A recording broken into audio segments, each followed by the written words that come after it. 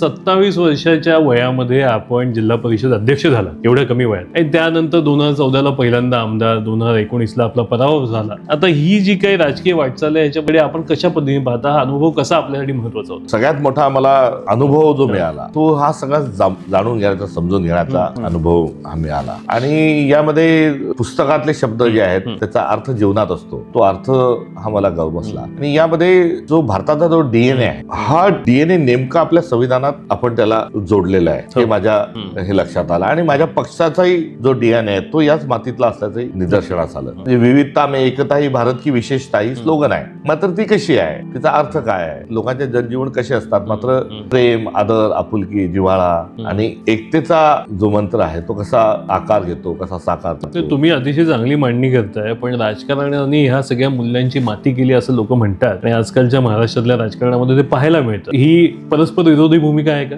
हो, हे निश्चित.